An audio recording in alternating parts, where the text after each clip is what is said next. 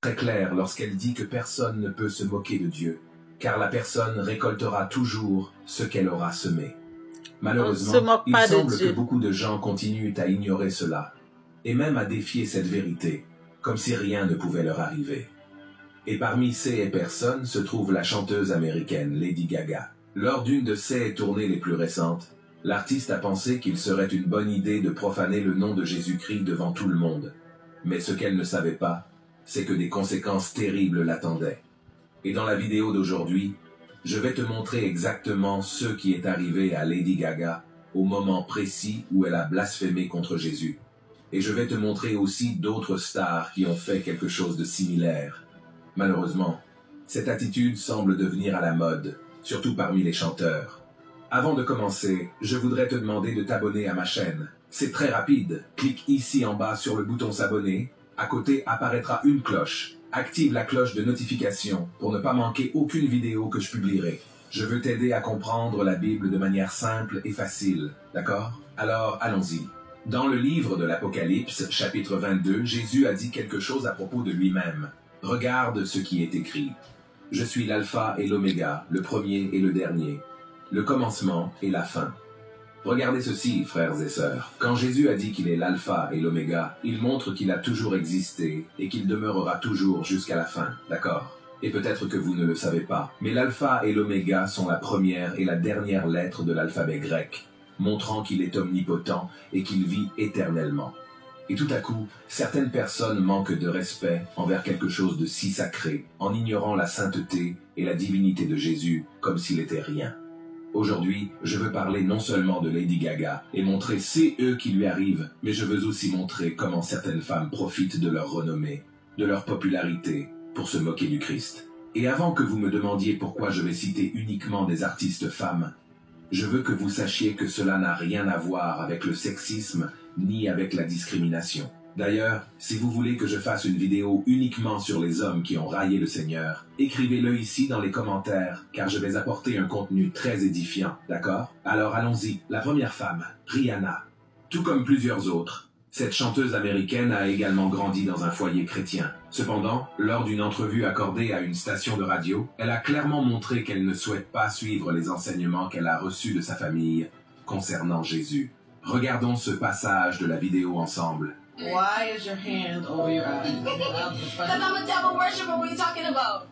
Voici, la présentatrice lui a demandé pourquoi elle faisait un signe de la main sur son œil, et Rihanna a répondu « Parce que je suis une adoratrice du diable ». Ayez pitié, frères et sœurs, et passons à la deuxième femme qui a blasphémé contre Jésus, Oprah Winfrey. Oprah est une animatrice de télévision, actrice et productrice américaine. Elle est connue pour son talk show, The Oprah Winfrey Show, qui a été l'émission d'interview la plus regardée de l'histoire de la télévision. Oprah est également reconnue pour son histoire de vie inspirante et ses interviews avec de grandes célébrités et personnalités publiques. Dans une ancienne interview, elle avait déjà déclaré que Jésus-Christ n'était pas le seul chemin vers le ciel, mais ce n'était pas la seule fois où elle a manqué de respect envers le Seigneur. Lors d'un talk show avec l'animateur Stephen Colbert, bien qu'ils prétendent tous deux être chrétiens, ils ont fait des blagues sur Dieu en interagissant avec une figure générée par ordinateur sur un écran qui prétendait être le Seigneur. Ensuite, le faux Dieu disait être fan d'Oprah et ajoutait « Je suis impatient de le dire à Jésus ». Regardez comment cela s'est déroulé. Oprah, Stephen, what's up? Hey! Oh, hey! Hey, God, it's God, everybody. Give it up for the Lord. Hey, just stay on the I'm go. sorry about this, Oprah. I apologize. Can I help you, Lord? I'm kind of in the middle of talking to somebody important. Oh, I know, Stephen. I'm a huge fan. That's great to hear. I'm a big fan of yours too, God. I really am. Wow, Oprah knows who I am? I can't wait to tell Jesus. Oprah Winfrey 2020, yes she can! Maintenant, la troisième femme, Madonna. Il n'est pas surprenant que Madonna soit l'une des femmes qui manquent de respect à Jésus et à la foi chrétienne depuis le début de sa carrière. Elle a été, par exemple, l'une des premières artistes à utiliser la croix en collier et boucle d'oreille comme objet de mode. Quelque temps plus tard, elle a sorti le tube « Like a Prayer », ce qui signifie « comme une prière ». Dans le clip de la chanson, elle danse devant des crucifix en flammes, embrasse un saint noir et chante à l'intérieur d'une église. La controverse autour du clip a été telle qu'il a été interdit dans certains pays. Et cela ne s'est pas arrêté là. Le clip original de la chanson Justify My Love a été censuré sur MTV en raison de son degré élevé d'érotisme. Ensuite, Madonna, furieuse, a créé un autre clip encore plus agressif en récitant des versets du livre de l'Apocalypse. La situation a entraîné un appel du pape Jean-Paul II demandant aux Italiens de ne pas assister à sa tournée prévue dans le pays. Pendant les concerts en direct, la provocation envers Jésus-Christ et son peuple a atteint des sommets avec des simulations d'exorcisme et de masturbation. Peut-on croire cela, frères et sœurs? Alors, passons maintenant à la quatrième femme, Ivete Sangalo.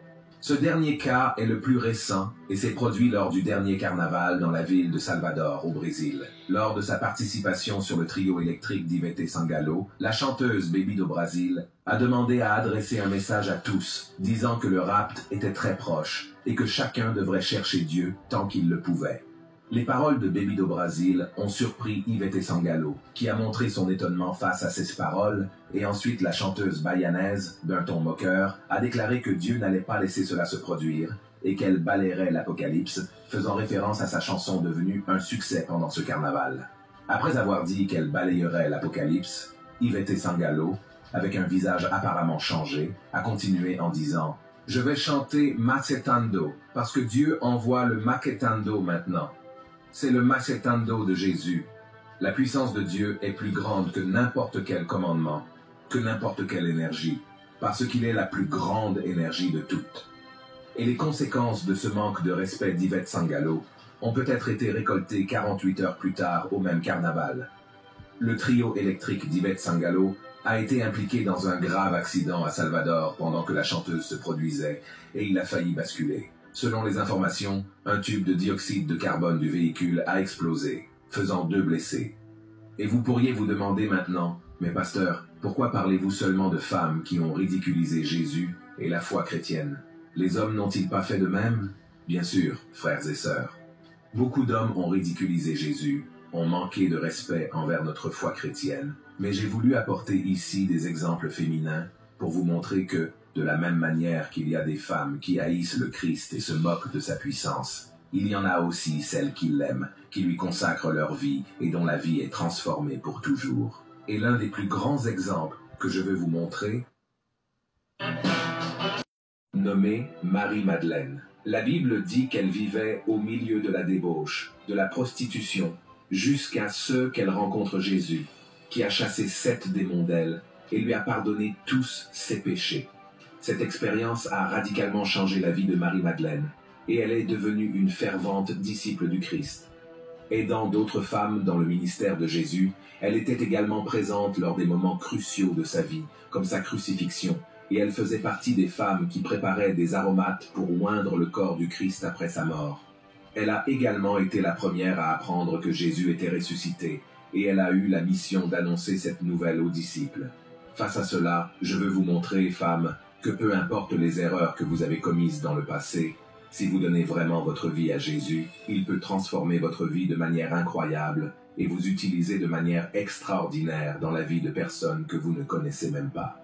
Amen. C'est pourquoi, soyez très prudentes avec les femmes dont vous vous inspirez. Quelles sont les valeurs qu'elles transmettent? Quel message prêchent-elles? Vous rapprochent-elles de Dieu ou vous en éloignent-elles?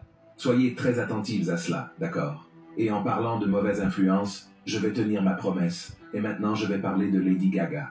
Je ne sais pas si vous le savez, mais l'une des chansons les plus attendues des concerts de Lady Gaga s'appelle Judas. Incroyablement, ce n'est pas une coïncidence, d'accord? Les paroles parlent d'une femme profondément amoureuse d'un homme nommé Judas, et font plusieurs références à des passages de la Bible, et surtout à Jésus. Dans l'une d'entre elles, la chanteuse dit qu'elle laverait les pieds de Judas avec ses cheveux, si nécessaire, faisant clairement référence au passage de Jean chapitre 12, où Marie, la sœur de Lazare, lave les pieds de Jésus avec un parfum cher et les essuie avec ses cheveux. Ensuite, dans la chanson, elle dit qu'elle pardonne les mensonges de Judas et les 3 fois où il l'a trahi, faisant référence aux 3 fois où Pierre nie Jésus et également à la trahison de Judas Iscariote. De plus, Lady Gaga mentionne le Judas de la chanson comme étant un roi sans couronne, et elle dit que Judas peut l'embrasser s'il se sent offensé. Et enfin, elle déclare ouvertement que Jésus est sa vertu, mais que Judas est le démon auquel elle s'attache.